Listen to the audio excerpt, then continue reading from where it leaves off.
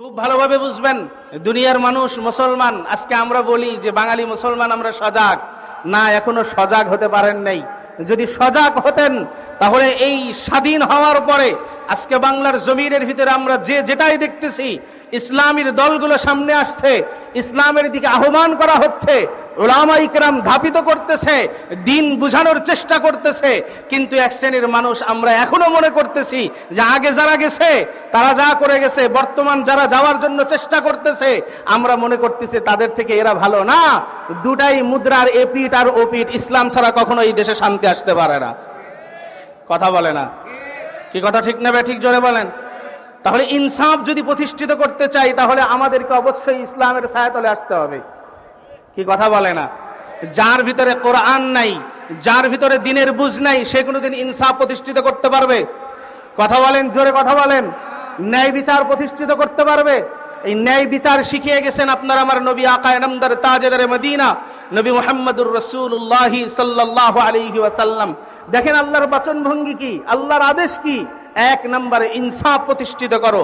খোদার কসম, জমিনের ভিতরে কেউ যদি ইনসাফ প্রতিষ্ঠিত না করে, চাই সে বাবা হোক, চাই সে সন্তান হোক, চাই সে নেতা হোক, চাই সেই যেই হোক না কেন, যদি ইনসাফ প্রতিষ্ঠিত না করে, যদি কোনো মানুষ শুধু ইনসাফ না করার নিয়ত করে, বেইনসাফ করার নিয়ত করে, আল্লাহ তাবারক ওয়া তাআলার পক্ষ থেকে তার জন্য সমস্ত রহমতের দরজা বন্ধ হয়ে যায়।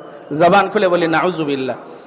আর যদি কোনো ব্যক্তি সেখান থেকে ফেরার জন্য তওবা করে, আল্লাহ তাবারক ওয়া তাআলা তার তওবা কবুল করে এলাকার মানুষদেরকে শান্তির ব্যবস্থা করে দেয়।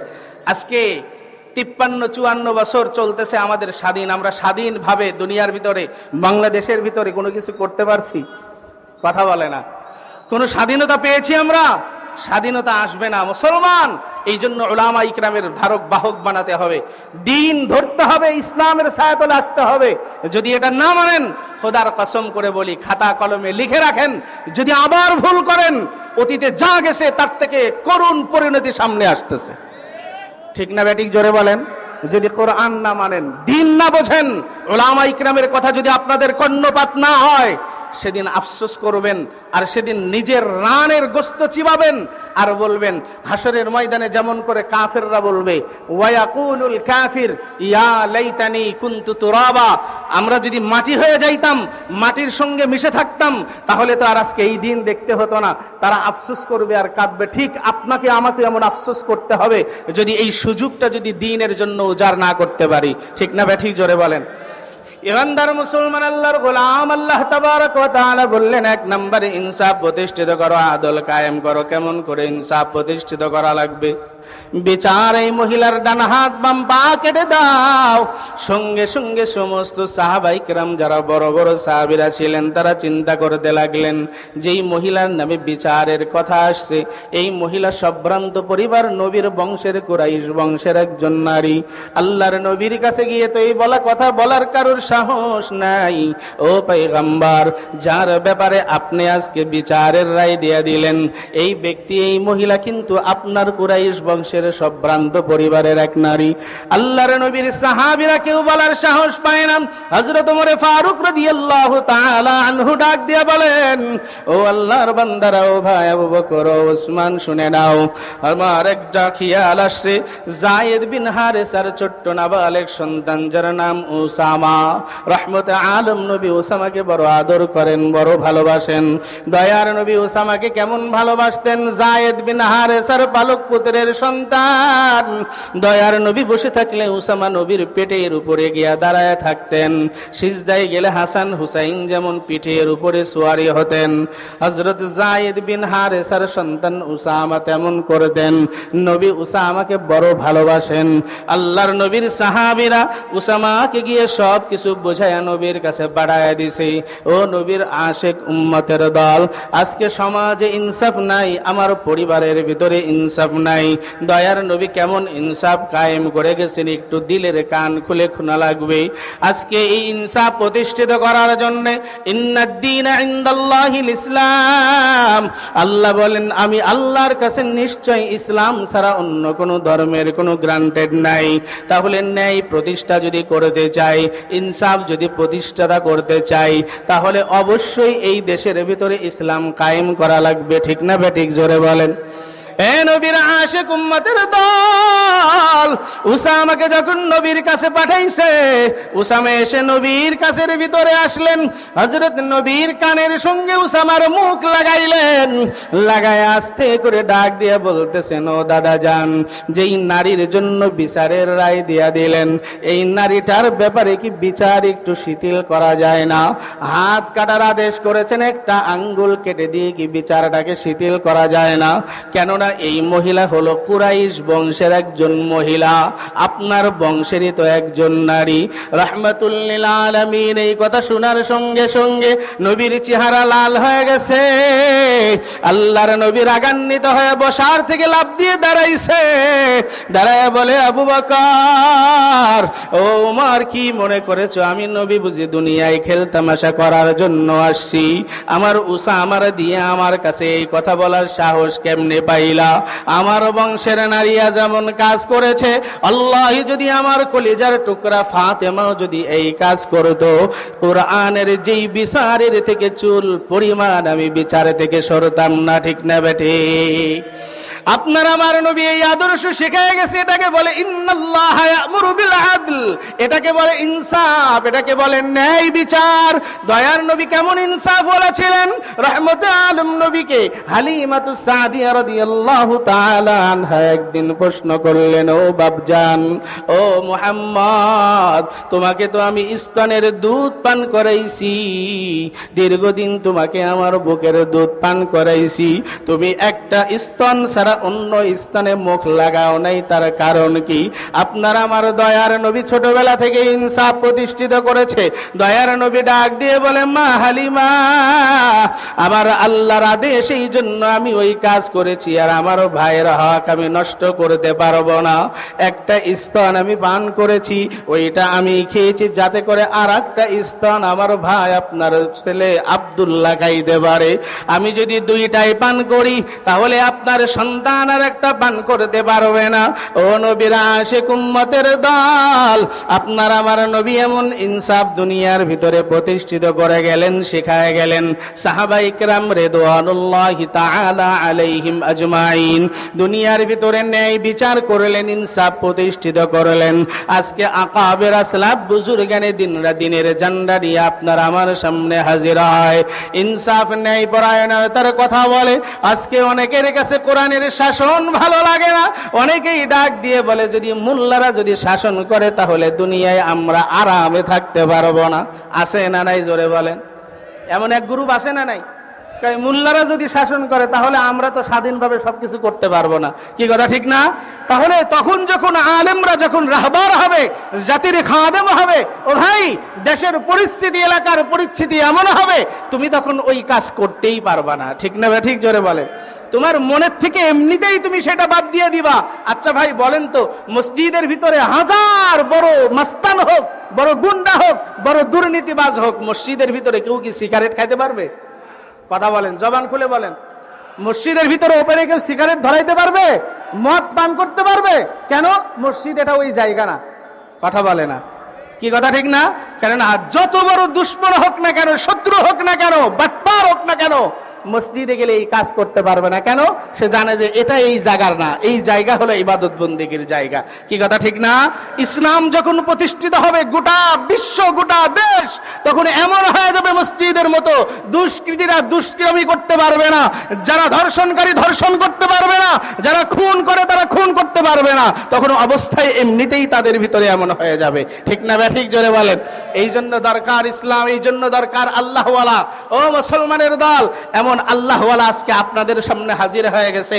আমিরুল মুজাহিদিন আলহাজ হযরত মাওলানা মুফতি সৈয়দ মোহাম্মদ রেজাউল করিম পীর সাহেব হুজুর চরমনাই, যাকে আমরা এক কথায় চরমনাইয়ের পীর সাহেব হুজুর নামে চিনি। কি কথা ঠিক না? জোরে বলেন। যেই ব্যক্তির ভিতরে বাতিলের সাথে কোনো আপোষ নাই, পীর সাহেব চরমনাই। কি কথা ঠিক না? জোরে বলেন। আজকে চরমনাইকে নিয়ে অনেক রকম কথাবার্তা, অনেক রকম অনেক কিছুই বলতে পারে।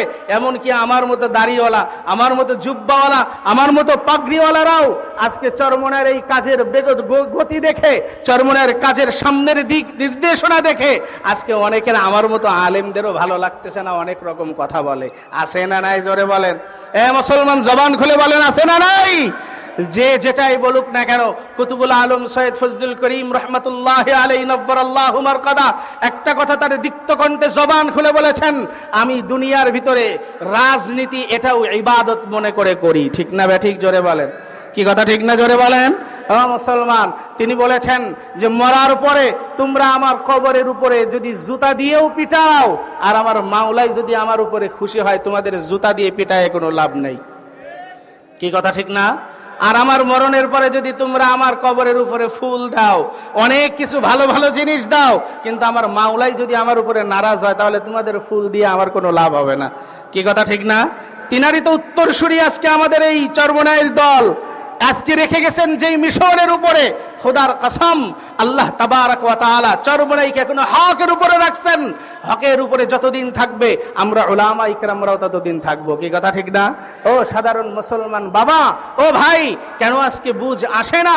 কেন আজকে ভুল আপনারা বলতেছেন? কেন আজকে এই দলের ভিতরে আসতে পারেন না? কেন ইসলামের ছায়াতলে আসতে পারেন না? ইসলাম কি আপনার কাছে ভালো লাগে না? তাহলে বুঝতে হবে যে আমি এখনো মুমিন মুসলমান হতে পারি নাই। ঠিক না ঠিক জোরে বলেন? আর যদি মুমিন মুসলমান না হন, এই অবস্থায় যদি কবরে যান, কবর কি জান্নাতের বাগান হবে? কথা বলেন। আমি একটি হাদিস পড়েছি, রহমতে আলম নবী বলেন, আল কাইয়িসু মান দানা নাফসাহু ওয়া আমিলা লিমা বা'দাল মাউত। জ্ঞানী হলো ওই সমস্ত ব্যক্তি যারা দুনিয়ায় জীবিত থাকা অবস্থায় কবরের সামান, হাসরের ময়দানের সামান নিজের কাঁধে বহন করে দুনিয়া থেকে বিদায় গ্রহণ করে। ঠিক না ঠিক জোরে বলেন? আল্লাহ তাবারক ওয়া তাআলার নবী বলেন, হাসরের ময়দান যখন কায়েম হয়ে যাবে, সব মানুষগুলো নাফসি নাফসি করে দৌড়াইতে থাকবে। আল্লাহ তাবারক ওয়া তাআলা ওই সময় বলবেন, আইনা উলিল আলবাব, আমার জ্ঞানী বান্দা বান্দিরা কোথায়? আসো, তোমাদের জন্য আরশে আজিমের নিচে ছায়া রাখছি। সমস্ত মানুষদের ভিতরে দুনিয়ায় যারা ফাসিক ফুজ্জার ছিল, নিজেদেরকে বড় মাতব্বার মনে করতো, সমাজের প্রধান যারা মনে করতো, মানুষ বিপদে পড়লে আমার কাছেই তো আসতো, নালিশ নিয়ে আমার কাছেই সমাধানের জন্য আসতো, ন্যায় বিচার করে নাই, টাকা পয়সা খায় একটা সঠিক বিচারকে আর একজনের উপরে রায় গ্রহণ করেছে, এমন আছে না নাই জোরে বলেন? আজকে সমাজের ভিতরে সঠিক বিচার নাই, টাকা পয়সা দিলে সব উল্টায় যায়, ক্ষমতার বাহারের কারণে সব উল্টায় যায়। ওই ফাসিক ফুজ্জারা ওই দিন দাঁড়ায়া যাবে, আল্লাহ ধমকের সুরে বলবেন, তোমরা কেন দাঁড়াইছো? ওই মানুষগুলা ডাক দিয়ে বলবে, ওগো মালিক, আপনি না সবে মাত্রই বললেন জ্ঞানী কারা, তারা দাঁড়াও। আল্লাহ ডাক দিয়ে বলবে, তোমরা জ্ঞানী, এই সার্টিফিকেট তোমাদেরকে কে দিয়েছে? আমি আল্লাহ কাদেরকে জ্ঞানী বানাইছি? সার্টিফিকেট তো কোরআনের আয়াত দিয়েছি, আল্লাযীনা ইয়াযকুরুনাল্লাহা কিয়ামান ওয়া কুউদা ওয়া আলা জুনুবিহিম ওয়া ইয়াতাফাক্কারুনা ফী খালকিস সামাওয়াতি ওয়াল আরদ রব্বানা মা খালাকতা হাযা বাতিলান সুবহানাকা ফাকিনা আযাবান নার। আল্লাহ বলেন, হে দুনিয়ার মানুষের দল, নাফরমানের দল, তুমি কি শোনো নাই? আলেমরা তোমাদেরকে কান পর্যন্ত কি পৌঁছায় দেয় নাই? যারা হাসবে, উঠতে বসতে চলতে ফিরতে আমি মাওলার নাম উচ্চারণ করেছে, আমি মাওলার জন্য সব কিছু করেছে, ব্যক্তিগত জীবন, পারিবারিক জীবন, সামাজিক জীবন, রাষ্ট্রীয় জীবন, অর্থনৈতিক জীবন, আন্তর্জাতিক জীবন পর্যন্ত সব কিছু আমার কথা মানছে, আমার হাবিবের কথা শুনছে, আমি রবকে রব বলে মানছে, আমি রবের ভয় অন্তরে নিয়ে চলছে। আমি আল্লাহ তাদেরকে দুনিয়ার ভিতরে জ্ঞানী বলেছি। ওই ফাসিক ফুজ্জাররা মাথা নত করবে, আল্লাহ তাদেরকে বসায় দিবে। ও যুবক ভাই, বালুচরের এলাকার মুসলমানের দল, তোমার বাড়ির পাশের একজন খাইতে পারে নাই, ভ্যান চালাইছে গরিব মানুষ, সেই দিন দাঁড়ায়া যাবে। আল্লাহ বলবে, বান্দা আয় আয়, তোর জন্যই তো আমি মাওলা জান্নাত বানাইছি। তোমার বাড়ির পাশেই গরিব অসহায় ছিল, নামাজ পড়তো, জিকির আজগার করতো, হালালের উপরে ইস্তেকামত থাকতো, উলামা ইকরামের সংস্পর্শে চলে তওবা ইস্তেগফার করে চলতো, আল্লাহ তাবারাকা ওয়া তাআলার নামের তাসবিহ পাঠ করতো, তারা যখন দাঁড়ায় যাবে আল্লাহ বলবে আয় আয়, আমি তো তোদের জন্যই আরশে আজিমের নিচে ছায়ার ব্যবস্থা করেছি। ও কলিজার টুকরা যুবক ভাই, বৃদ্ধ বাবাজি, পর্দার আড়ালের মা বোনেরা, অনুরোধ করে হাতে পায়ে ধরিয়া বলিয়া থয়ে গেলাম, এখনো সময় আছে, এখনো সুযোগ আছে, এই ময়দানে হাজির হন, রাতের গহীনে তয় নামাজের মুসল্লায় বসিয়া তওবা করেন, আল্লাহকে আল্লাহ বলিয়া ডাক দেন। আল্লাহ বলেন উদউনি আস্তাজিব লাকুম, হে বান্দা বান্দি আমারে ডাকো, আমার কাছে তওবা করিয়া মাথা নত করিয়া বলো, আমি আল্লাহ তোদের জিন্দেগির সব গুনাহ মাফ করে দেব। বলেন সুবহানাল্লাহ। এই জন্য সোনার ভাই, যুবক ভাই, বৃদ্ধ বাবাজিরা, কথা এতটুকুই, তাহলে দুনিয়ায় যতদিন জীবিত থাকবো আল্লাহ তাবারাকা ওয়া তাআলা যতদূর হায়াত দিয়েছেন, হায়াতের মালিক আল্লাহ, মউতের মালিকও আল্লাহ। এই আল্লাহর দেওয়া শরীর, আল্লাহর দেওয়া রক্ত, আল্লাহর দেওয়া জবান, সবকিছু ব্যয় করব কার জন্য? এটা জবান খুলে বলেন না, কার জন্য? আমার সব কিছু হবে কার জন্য? আল্লাহ তাবারাকা ওয়া তাআলার জন্য। আল্লাহ তাবারাকা ওয়া তাআলা আমাদের সবাইকে সহিভাবে, সঠিকভাবে বুঝে ইসলামের উপরে প্রতিষ্ঠিত হয়ে উলামা ইকরাম থেকে সুপরামর্শ নিয়ে আমি যে সূরা নাহালের 90 নম্বর আয়াতে কারিমা তেলাওয়াত করেছি, 1 নম্বর কথা বলতেছিলাম, ন্যায় ইনসাফ প্রতিষ্ঠিত করা, এটার জন্য আল্লাহ তাবারাকা ওয়া তাআলা যেন আমাদের সবাইকে সঠিকভাবে পালন করে দুনিয়ার জিন্দেগিতে মাফ চেয়ে মাফ করে জান্নাতি হয়ে যাওয়ার তৌফিক দান করেন। বলেন আমিন। ওয়া আখিরু দাওয়ানা আনিল হামদুলিল্লাহি রাব্বিল আলামিন। আসসালামু আলাইকুম ওয়া রাহমাতুল্লাহি ওয়া বারাকাতুহু।